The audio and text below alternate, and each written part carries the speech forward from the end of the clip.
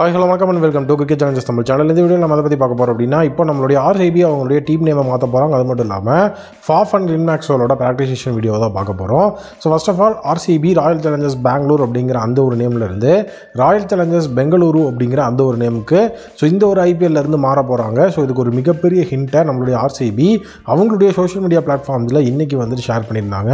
So அந்த வீடியோவில் என்ன இருந்தது அப்படின்னா, டோட்டலாக வந்துட்டு ராயல் சேலஞ்சர்ஸ் பெங்களூர் அப்படின்னு சொல்லி மூணையுமே தனியாக பிரித்து வச்சுருப்பாங்க. தனியாக பிரித்து வச்சுருக்கும்போது அதுக்கப்புறம் அங்கேருந்து ஒருத்தர் ராயல் சேலஞ்சர்ஸ் அப்படிங்கிறத விட்டுட்டு பெங்களூரை நீங்கள் எடுத்துகிட்டு போயிருங்க அப்படின்னு சொல்லி, இது வேணாம் இதை எடுத்துகிட்டு போ அப்படின்னு சொல்கிற மாதிரி அந்த ஒரு வீடியோ இருந்தது. அது என்னாச்சு அப்படின்னு சொல்லி நம்ம பார்த்துட்டு இருக்கும்போது சடனாக ஆர்சிபி அன்பாக்ஸ் ஈவெண்ட்டுக்கு உங்களுடைய டிக்கெட்ஸ் வாங்கிட்டு வெயிட் பண்ணுங்கள், நாங்கள் ரிவீல் பண்ண போகிறோம் அப்படின்னு சொல்லி ஒரு சர்ப்ரைஸோடு அந்த ஒரு வீடியோவை முடிச்சிருந்தாங்க. டோட்டலாக இதில் இருந்து தான் இந்த ஒரு ஹிண்ட் அப்படிங்கிறது கிளம்ப ஆரம்பிச்சது. Understood what Rishabh Shetty is trying to say அப்படின்னா அந்த இடத்துல ஒரு ஹிண்ட்டையும் அவங்களே கொடுத்துருந்தாங்க.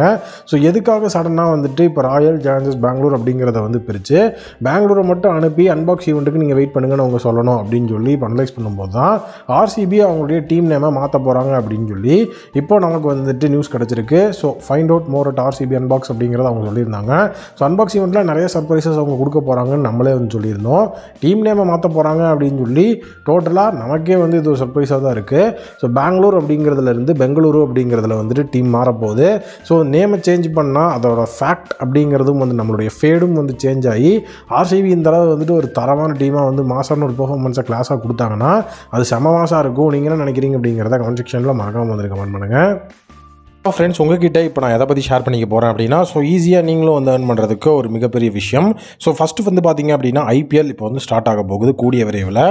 ஐபிஎல்லில் நம்மளுமே வேறு லெவலில் ப்ராஃபிட்டெல்லாம் ஏர்ன் பண்ணணும் அப்படின்னா அதுக்குமே ஒரு மிகப்பெரிய லெவல் ஆஃப் ஒரு பிளாட்ஃபார்ம் இருக்குது, மோஸ்ட் பெட்.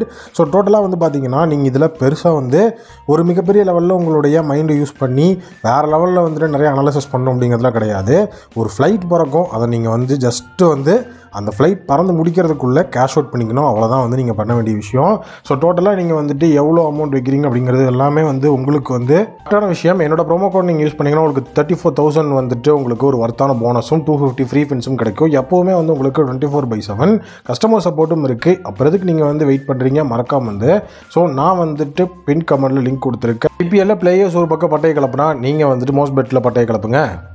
இன்றைக்கி நம்மளுடைய கிளென் மேக்ஸ்வெல் ஆர்சிபி டீமோட ஜாயின் பண்ணி வேறு லெவலில் ப்ராக்டிஸ் செஷனில் போட்டு பழக்க ஆரம்பிச்சிட்டாரு. ஆர்சிபியோட ஜாயின் பண்ணுறதுக்கு முன்னாடி ஆல்ரெடி மேக்ஸ்வெல் ஆஸ்திரேலியாவில் வேறு லெவலில் ப்ராக்டிஸ் பண்ணார் அப்படின்னு சொல்லி நம்ம ஆல்ரெடி பார்த்துருந்தோம்.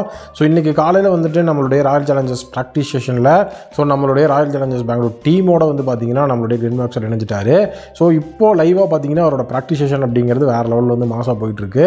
கிளென் மேக்ஸ்வெலை பொறுத்த வரைக்கும் டோட்டலாகவே பார்த்தீங்கன்னா அவரோட ப்ராக்டிஸ் செஷனில் அவர் பேட்டிங்கில் மட்டும் இல்லாமல் அவர் அவரோட பவுலிங் அப்படிங்கிறதுலையும் வேறு லெவலில் ஒரு பிஸ்தாவாக பவுலிங் போட்டிருக்கிறார்.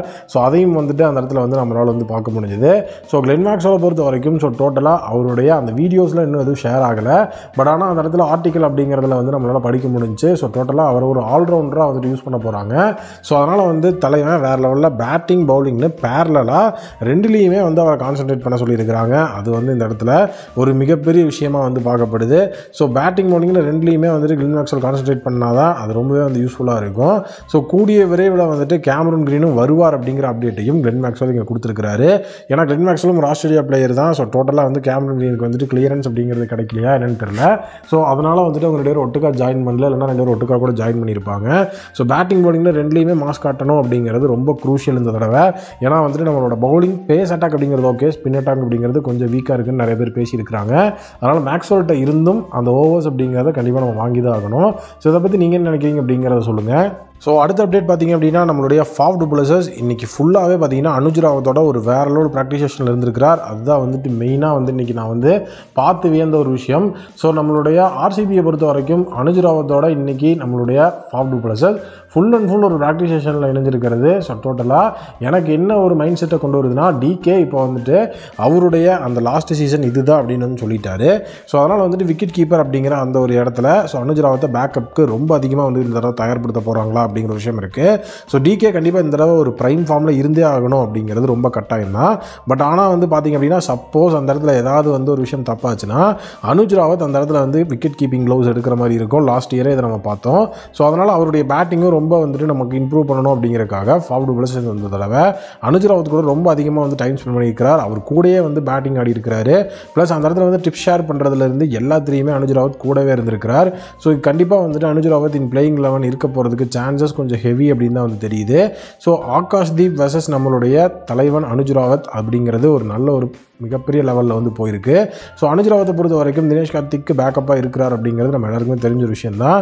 ஸோ ஃபாஃப் டு பிளஸஸ் இந்த இடத்துல வந்து வேறு லெவலில் வந்து சிக்ஸர் பவுண்டரின்னு போட்டு அடித்து பறக்க விட்டுருக்கிறார். ஃபாஃபோட அந்த ஒரு பவர் பிளே ஹிட்டிங் எப்படி இருக்குன்னு நமக்கு தெரியும். அதை நம்ம ஆல்ரெடி பார்த்துருக்குறோம். ஸோ அதே மாதிரி ஒரு பவர் பிளே ஹிட்டிங் அப்படிங்கிறது தான் இந்த ஹீரோ நம்ம பார்க்க போகிறோம். ஸோ அனுஜ் ராவத்துட்டு இருந்தும் அந்த மாதிரி ஒரு விஷயம் வந்தது அப்படின்னா செம மாசாக தான் இருக்கும். அண்ட் இந்த இடத்துல ஒரு சிலர் வந்து ஃபாஃப் டு பிளஸஸ் அனுஜ் ராவத்தோட வந்துட்டு பேட்டிங் பண்ணுறதை பார்த்துட்டு ஸோ அனுஜ் ராவத் வந்து ஓப்பனிங் பண்ண போகிறார் அப்படிங்கிற மாதிரியும் சொல்லிட்டு இருக்காங்க. ஸோ விராட் கோலி வந்து கீழே வந்து ஸ்லாட் ஆகிறதுக்கான சான்சஸ் இருக்குது அப்படிங்கிற மாதிரி சொல்லியிருக்காங்க. பட் என்னோட பாயிண்ட் ஆஃப் வியூவில் வந்துட்டு அது வாய்ப்பு கிடையாது. ஏன்னா விராட் கோலி லாஸ்ட் இயரே வந்து பார்த்தீங்கன்னா ஒரு ஓப்பனிங் பேட்ஸ்மேனாக தான் இருந்தார். ஸோ அதனால் இந்த ஏரியும் அவர் வந்துட்டு ஒரு ஓப்பனிங் பேட்ஸ்மேனாக இருக்கிறதுக்கான வாய்ப்பு தான் அதிகமாக இருக்குது. ஜஸ்ட் இது ஒரு ப்ராக்டிஸ் கேம்பில் நடக்கிற ஒரு விஷயம் தான். இதன் பெரிய மெயின் ஆஸ்பெக்ட் நம்ம பேச தேவைன்னு தான் நான் நினைக்கிறேன். நீங்கள் என்ன நினைக்கிறீங்க அப்படிங்கிறத சொல்லுங்கள்.